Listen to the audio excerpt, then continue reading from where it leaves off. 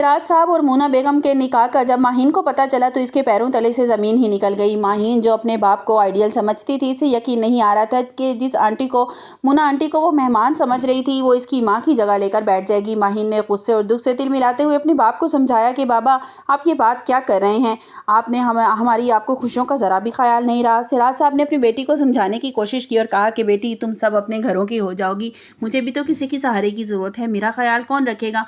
मगर मोना बेगम बज़ाहिर जो बड़ी मासूम नजर आ रही थी, इनके दिमाग में कुछ और ही खिचड़ी पक रही थी। वो आहिस्ता आहिस्ता अपना असल रंग दिखाने लगी थी। निकाह के अगले दिन ही मोना बेगम ने सिराज साहब के पास जाकर बड़े प्यार से एक ऐसी फरमाइश कर दी जिसने घर में एक नया तूफान खड़ा कर दिया। मोना बेगम ने, सिराज साहब, अब मैं इस घर की मालकिन हूँ, आप मुझे अब मेरी अपनी पहली बीवी के सारे जेवरात दे दें, मैं उनको संभाल कर रखूंगी और उन्हें इस्तेमाल भी करूंगी। सिराज साहब ने हिचकिचाते हुए जवाब दिया कि मोना, वो जेवरात तो मैंने अपनी बेटियों को उनके नसीब में उन्हें गिफ्ट के तौर पर दे दिए हैं। वीडियो में आगे बढ़ने से पहले अगर आप मेरे चैनल पर नए हैं तो लाइक और सब्सक्राइब कर दें। सिराज साहब अपनी नई बीवी की बातों में आ गए और उन्होंने अपनी बेटियों को बुलाकर साफ कह दिया कि वो अपनी माँ के जेवरात वापस कर दें, क्योंकि मोना को उनकी ज़रूरत है। माहीन और ईमान ये सुनकर सकते में आ गई। उन्हें लगा कि मोना आंटी ने आते ही उनके बाप को उनसे दूर करना शुरू कर दिया है। दूसरी तरफ निहाल हमायूं के लिए नई मुसीबत खड़ी करने का मंसूबा बना रहा है। उसकी नज़र हमायूं की दुकान के मरकज सिंगार पर है। निहाल ने एक आदमी को काम पर लगा दिया है। मरकज सिंगार के सामने वाली दुकान जो खाली है,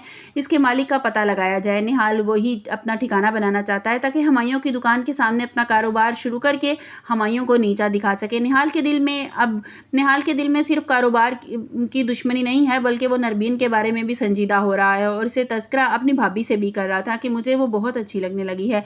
निहाल ने अपनी भाभी से कहा कि नरमीन मेरे दिल में घर कर गई है और मुझे बहुत अच्छी लगने लगी है, मैं इसे पाकर ही दम लूंगा। निहाल बार बार किसी न किसी बहाने से माहीन और नरमीन के सामने आ जाता है और उनसे बात करने की कोशिश करता है ताकि वो नरमीन को अपने जाल में फंसा सके। नरमीन जो बहुत सादा है, इसे अंदाज़ा भी नहीं था कि निहाल नज़रों पर इस पर जमी हुई हैं, वो इनके ख़ानदान को बर्बाद करने के चक्कर में है। उधर हमायूं अपना काम में मगन है। वो नहीं जानता कि इस सब का बड़ा दुश्मन बिल्कुल इसके सामने आकर बैठने वाला है। जब हमायूं को पता चलेगा कि निहाल ने उसके सामने वाली दुकान ले ली है तो वो इन दोनों के दरमियान एक ज़बरदस्त टकराव होगा जो पूरे मोहल्ले में मशहूर हो जाएगा।